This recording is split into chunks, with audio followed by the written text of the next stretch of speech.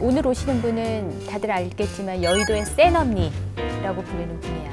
맨날 화면에서 보면은 막 전투력 이글이글한 그런 모습 보이셨는데 실제로 만나보면 어떨지 매우 궁금. 어서 오세요. 네, 아유 드디어 뵙네요. 그거 해보셨어요? 사전 진단 키트? 지금 했어요. 저 눈물 콧물 썼고 눈물 콧물 썼는데 저분이 계속 찍어갖고 내가 마스크 벗으셔도 돼요. 받아들 그러네. 셋, 둘, 하나.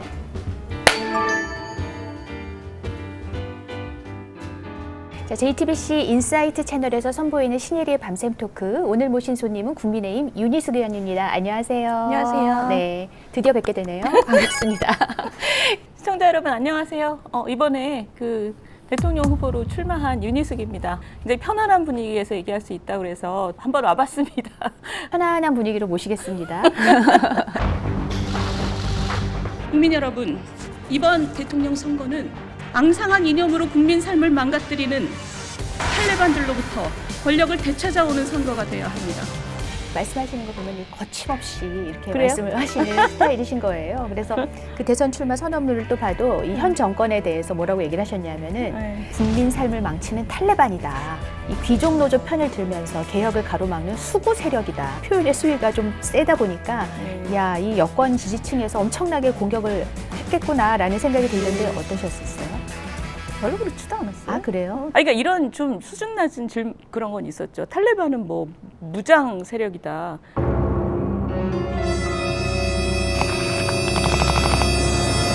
근데 그런 의미가 아닌 건 다 알거든요. 탈레반이라는 건 원리주의자들이잖아요. 그러니까 교조주의자들. 교조주의자이기 때문에 민생을 망치는 걸 아무렇지도 않게 생각하는 사람들, 머릿속에 다른 사람들이 별로 동의하지 않는 도그마 때문에. 지금 문재인 정부 한마디로 요약하자면 탈레반이라는 말 말고 다른 적절한 단어를 떠올릴 수가 없어요. 저는 정말 5년 더 이런 정권이 계속 정권을 잡으면 정말 나라가 망할 것 같아요. 나는 이런 태도로 계속하면 집값은 더 오를 것 같고 일자리는 더 없어질 것 같아요. 그래서 아주 치명적인 그 상처를 입을 것 같아서 정권은 꼭 바뀌어야 된다고 생각합니다. 그 탈레반스럽다고 지금 여권에 대해서 얘기를 하셨는데 그 중에서도 가장 탈레반스러운 사람으로 이재명 지사를 콕 집어서 또 공격을 하셨더라고요.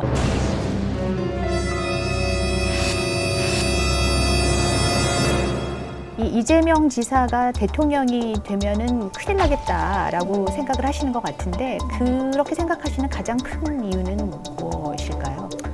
저는 사실 그 이재명 지사님이 그 탈레반적인 극단과 그다음에 아무런 원칙이 없는 저 반대쪽의 파퓰리스트의 이 양극단을 그때그때 순간에 따라서 마구 잘 이동한다는 그런 특징을 갖고 계세요. 근데 어떤 일관된 방향이 없다는 의미에서는 저는 뭐 그분은 파퓰리스트죠. 그 파퓰리스트의 끝에 뭐가 있는가? 그건 뭐 너무 보이잖아요. 그건 파탄이 있겠죠, 나라로서. 저렇게 100만 원씩 나눠주면 다음 어떡하지? 나라가 존속을 하나? 이런 걱정들을 많은 분들이 하고 계시거든요. 100만 원 얘기를 하셔서 그 이제 기본소득이라는 게 이재명 지사의 대표 공약인데 노벨 경제학상 수상자인 베너지 듀플로 교수의 그 얘기를 왜곡했다. 또 이렇게 이제 지적을 하셨잖아요. 아주 전형적인 그 좀 나쁜 정치인의 태도는 뭐냐면 자기가 원하는 방식으로 거기에 어떤 파편을 뚝 잘라가지고 내 유리한 방식으로 비틀어서 써먹는 거죠. 저는 그건 이건 그렇지 않습니다라는 얘기를 누군가는 해야 된다고 생각해요. 청년에게는 연 200만 원을 그 외 전 국민에게는 1인당 100만 원씩을 지급하겠습니다. 저는 매우 위험하다고 봐요. 이재명 지사에 대한 그 공격에 대한 그 얘기를 해봤는데 이 같은 당 후보들에 대해서도 뭐 쓴소리를 거침없이 하고 계시잖아요. 그래서 조심하면서 합니다. 거침없이가 아니었나요?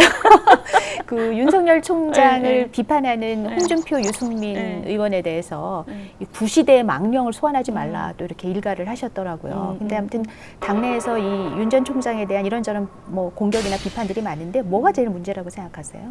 윤 총장님에 대해서 제가 뭐 특별히 뭘 방어를 해준다 이런 건 아니고 제가 걱정하는 건 이런 거예요. 그러니까 우리 지지율이 아직 되게 낮아요.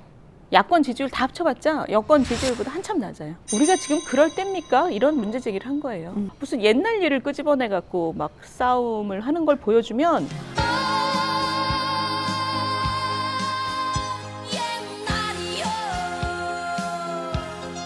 저는 제가 정치를 시작한 지 얼마 안 돼서 너무 잘하는데 그런 싸움을 보면 국민들은 되게 혐오스러워해요. 근데 진짜 웃긴 건 네. 과거를 가지고 싸우기 시작하면 거기서 자유로운 건 저밖에 없어요.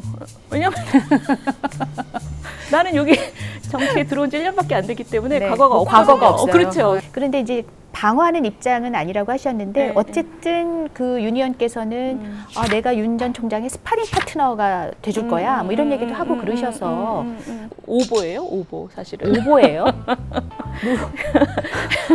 이게 그러니까 그 표현을 쓰신 적이 없어요. 그 표현을 썼는데 네. 앞뒤가 달라요. 앞뒤가 뭐냐면 제가 제가 질문하기 잘했네요. 정확하게 무슨 뜻이에요? 그러니까 그 네. 스파링 파트너는 야권 후보들은 서로가 서로의 모두가 모두의 스파링 파트너고 서로의 자질을 키워줄 수 있는 가장 좋은 방법은 가장 치열하게 서로를 공격해주는 거다. 그런 의미를 쓴 거죠. 그래서 사실 그 앞뒤가 살짝 바뀐 거예요. 모두가 모두의 스파링 파트너. 그런데 네. 야권 의원들 중에서 제일 윤석열 총장을 처음 만나신 게 윤희원이세요. 그쪽에서 네, 먼저 네, 만나자고 네, 연락이 맞습니다. 와가지고 네. 그 경제 현안에 대한 대화를 나누셨다고. 그렇죠. 예. 네네네. 그 윤 총장님께서 제 책을 보고 만나신 거예요. 정책에 대신. 네, 네네. 그래서 본인이 굉장히 열심히 공부하고 계시다는 것을 되게 열심히 말씀하시더라고요. 그래서 나 이렇게 열심히 공부하고 있어 하는 거를 자랑하려고 만나자고 약간 한 그런 거예요? 느낌이 있었어요.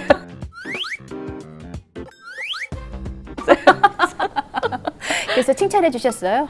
아니 되게 인상 깊었죠. 네, 네. 되게 바쁘실 것 같은데 하여튼 공부 되게 열심히 한다는 티를 엄청 내시더라고요. 그래가지고 그런데 부동산 정책에 대해서는 아직 공부가 덜 돼서 이상한 얘기를 하셨어요? 문재인 정부의 그 부동산 정책의 대표적인 핑계거리를 약간 비슷하게 말씀을 하셔서 좀 걱정이 됩니다. 그러니까 좀 잘 생각해 보시면 좋겠습니다. 이런 메시지를 올렸죠. 뭐 이제 바로 즉답이 오던가요? 그리고 아니면 금방 입당하시더라고요. 바쁘시겠죠 지금.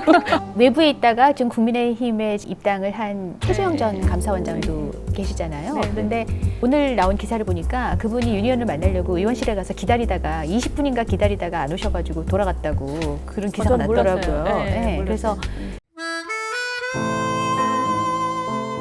왜 이 윤 전 총장이나 최재형 전 감사원장이 자꾸 윤 의원을 만나자고 이렇게 막 러브콜을 하고 그러나 그거랑 이렇게 관련해서 질문을 드리면 우리 윤 의원께서 이 대선을 완주하려고 하는 게 목표가 아니라 이 페이스메이커 역할을 하려고 대선에 나온 게 아니냐 이런 또 관측을 하는 사람들도 있어요. 이에 대해서는 뭐라고 답하시겠어요? 페이스메이커를 하는 게 아니냐는 얘기를 제가 듣는 데서 그 물어보시는 건 우리 신 선생님이 처음이에요.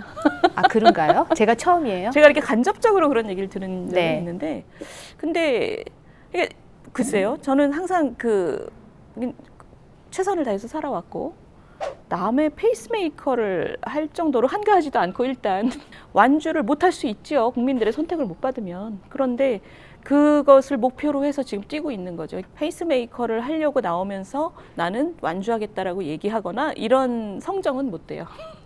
그렇게 뭐 착하지도 않고. 예전에 서울시장 선거할 때도 그렇고 그다음에 당대표 선거할 때도 그렇고 윤 의원이 계속 후보로 거론되셨단 그렇죠. 말이에요. 네네. 그때는 나는 정치적 자산도 부족하고 행정 경험도 부족해서 못 나가 이렇게 고사를 하셨는데 대선은 나갈래 이렇게 얘기를 하시니까 다들 이건 좀 모순된 거 아니야? 그럼 대통령은 정치적 자산이나 행정 경험이 없어도 할 수 있는 일이란 말이야? 이렇게 얘기하시는 분들이 있는데 그런 분들한테 뭐라고 답하시겠어요? 뭐 저는 모순된다고는 생각 안 하고요. 네. 대통령으로서의 가장 중요한 자질이 뭐냐? 나라를 어느 방향으로 이끌 것인가에 대한 방향성이 가장 중요하다고 생각해요. 그러니까 거긴 별로 경험이 중요하지 않고 방향성을 잘못 읽었는데 경험 많은 분들 이런 분들이 아주 위험하죠.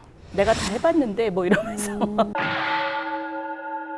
그리고 정치적 자산 말씀하셨는데 이때까지 역대 대통령들은 다 정치적 자산이 많아서 그 자리에 가신 분들이에요. 근데 그분들의 끝은 좋지 않았어요. 자기를 챙겨준 사람이 많으면 자기가 챙겨줘야 될 사람도 많아요. 그러니까 예를 들면 우리나라를 한 6개월 넘게 들끓게 했던 조국 장관. 저는 뭐 아주 크게 마음의 빚을 졌다.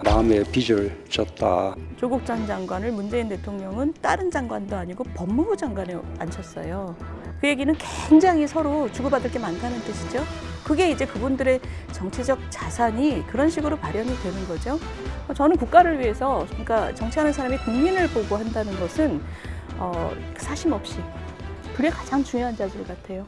그래서 제가 대선 출마 선언문을 이렇게 꼼꼼히 읽어봤어요. 그랬더니 이제 그 우리 시대가 당면하고 있는 가장 시급한 문제라고 제시를 하신 게 청년 문제.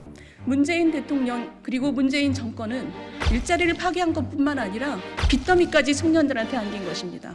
구조적으로 우리나라는 청년들이 그 절망하기 쉬운 구조예요. 한 30년의 고속 성장을 하고 지금 기성세대는 상대적으로 쉽게 자리를 잡았는데 그리고 이제 저성장 구조로 들어갔단 말이에요. 네. 그러니까 지금 젊은이들은 이중고를 겪는 거예요. 어딘가 들어가려고 해도 이미 자리 잡은 사람들이 딱 버티고 자리를 비켜주지 않아도 되는 구조예요. 기득권이다. 그렇죠. 네. 그 제가 조카가 5인데 뛰어난 아이도 있고 평범한 아이도 있고 그런데 다들 굉장히 비관적이에요. 앞날에 대해서. 이제 그래서 이제 지금 나온 여야 대선 주자들이 앞다퉈서 뭐 청년 대변인이다, 청년 특보다 막 이렇게 네. 기용하고 있는데 윤 의원께서는 그런 생각은 혹시 없으신가요? 사실 지난번에 그 우리 이준석 대표 된 다음에 뭐 맞불 시기였다 이러면서 청와대 뭐 청년 비서관 얘기가 있었잖아요. 평소 때부터 청년에 관심 많았으면 지금 특보 임명할 일이 뭐가 있어요 도대체. 저는 결심한 게 나는 쇼는 안 하겠다였어요. 아무리 야비하고 창피스런 짓이라도 권력 유지를 위해서라면 다 괜찮다? 이런 것이 현실 정치라면 이런 정치 경험은 없어도 좋지 않겠습니까? 라고 또 굉장히 단호하게 얘기를 했네.